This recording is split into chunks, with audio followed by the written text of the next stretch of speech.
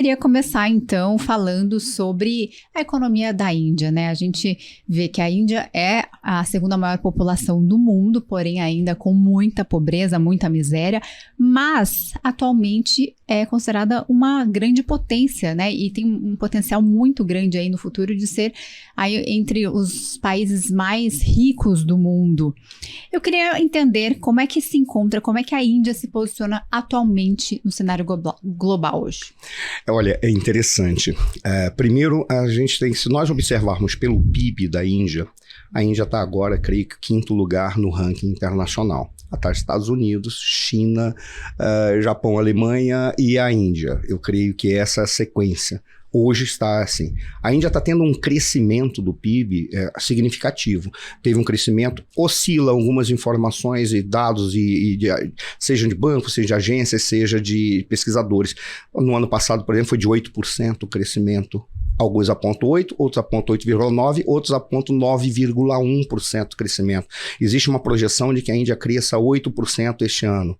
E que a inflação vai ser uma inflação alta, mas mesmo assim é uma inflação tolerável dentro daquilo que a gente tem visto no mundo inteiro. Tá? Por que é importante dizer isso? Porque se o PIB coloca o país num ranking significativo, não significa que o crescimento econômico que a Índia tem reflita automaticamente em desenvolvimento. Né?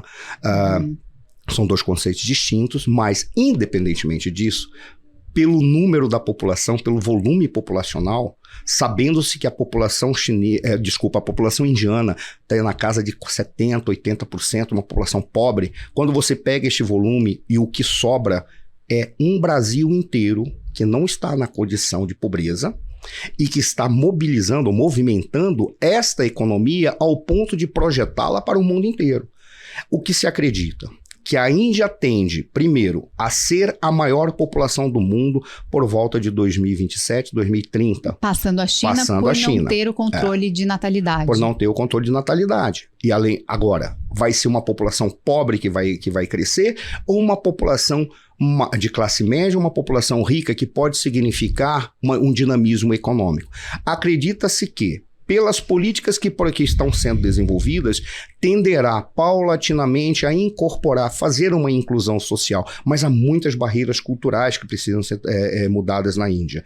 Dentre elas, quando você pega a questão religiosa, e aqui não se está criticando a religião, mas verificando essas barreiras que são apresentadas. Por exemplo, o hinduísmo, ele por acreditar, eu creio que o termo aí é metempsicose. O que é a metempsicose? Seria o regime das castas? Sim. Que explica, né, toda essa pobreza? Que explica, é o caso da metempsicose. Como é que chama? Metempsicose. O que seria um termo que é adotado para falar da reencarnação. Diferentemente da reencarnação da perspectiva ocidental. Que seria o hindu, né? O hinduísmo, que hinduísmo é o que predomina lá. Ele predomina.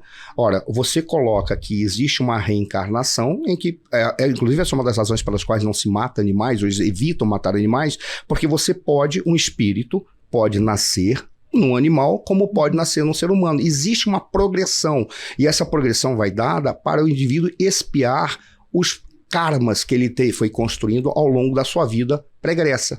Qual é a lógica? Se isso é real, da perspectiva deles, o que coloca? Quando você nasce numa condição, você nasce para expiar algo que é necessário ser expiado, de uma vida pregressa.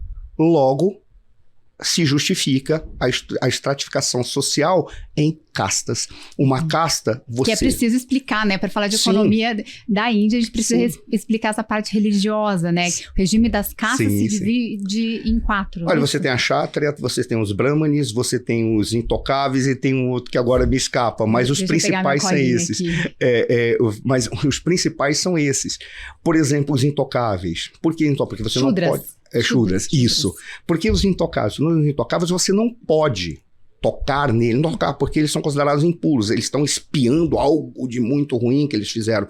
E a eles é dadas atribuições e é dada as atividades, que são as atividades consideradas mais sujas na sociedade, como limpeza. Seriam os escravos, um subemprego? Eles não seriam, vamos colocar como subemprego, porque eles não seriam considerados escravos. É uma condição social em que você tem que expiar aquilo que você cometeu de erros. Por isso que retirá-lo dessa condição é inadequado. O que explica para nós e coloca para nós a dificuldade de você pensar do crescimento econômico para o desenvolvimento com a inclusão.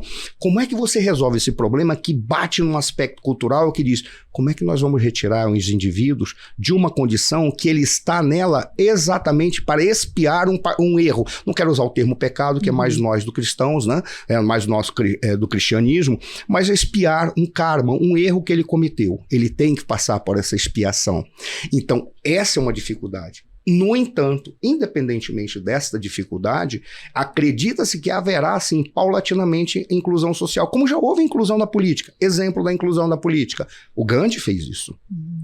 Uma das razões que se afirma pelas quais o Gandhi foi tão perseguido e chegou a ser assassinado, por quê? Porque ele foi formado na Inglaterra, ele se educou na Inglaterra. Quando ele volta, ele vem com uma ideia de parlamento, uma ideia de democracia com inclusão e representação de todos. Como é que você coloca na política um indivíduo que é considerado alguém que tem que espiar erros do passado e não pode participar da política? Por isso que ele provocou toda essa convulsão na sociedade. O Gandhi foi uma personalidade, apesar dos erros pessoais que ele pode ter cometido no seu dia a dia e na sua vida, ele acaba sendo alguém que faz não vou botar uma revolta, essa transformação. Mas se conseguiu fazer ali, admite-se que haverá outras formas, outras transformações.